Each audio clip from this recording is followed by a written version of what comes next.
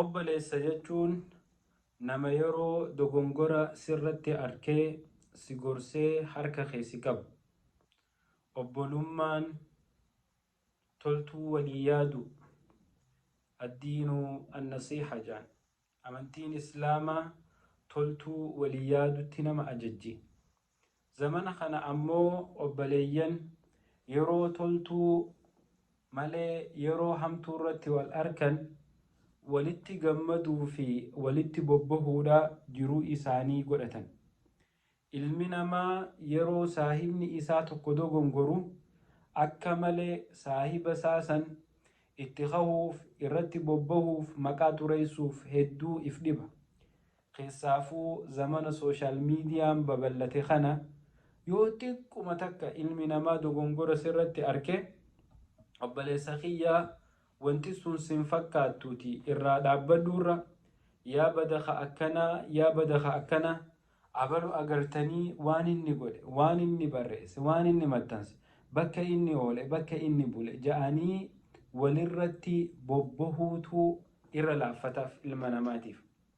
obboleeyyan kiyya yoom waasan qofa awraa walii jala deemanii wal saaxiluuf ganamaa fi galgala if dararuun tunoo eessumaa dhufte. رسول ربي صلى الله عليه وسلم من تتبع عورة أخيه تتبع الله عورته جان نما عورة نما هردوفي جل ديمي ربي سبحانه وتعالى عورة إسا هردوفي دي إسا جل ديمي جان يو أتي إلما نماتي في جيسة أبدي حنكينو من مرة بربادو في غنما في قلقلة أبلو مال بليس أبلو مال قولي maaliin nama duratti isa xiqqees maaliin mataa isa cabsa jettee hayaaddu taate wallaahi alcaziim awraa rabbi malee nam tokko sitti hin beeyne akkuma ati awraa namaa ciisa dhabdee jala naannoytu sanitti rabbi subhaanahu wa ta'aalaa si jala bu'ee awraa tee dirretti si saaxiluuf taa'a jechuu. yeroo namni tokko dogongore obboleessa kiyya wanni kun sin fakkaatu dogongora akkanatti sirreeffadhu jaanii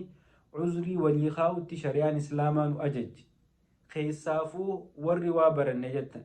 ورّي مكا أستاذاتي نفيامتن ورّي مكا شيكوتاتي نفيامتن دين إسلاما يرو همتو تكا أركي نمني نسيحانا ما دامت إسن أجج نو أجج قرونو تزامن خنا نسيحا درا الربا في ردي دلقا قدن تناف أباليين كين خوتا قم دين خينيا هاديبنو خوتا والحاسدتبو أكا ربي نسطر عورانا ما جلن ديمنا ربي عوراتي سن هندا إسن حاسدترو والسلام عليكم ورحمة الله وبركاته.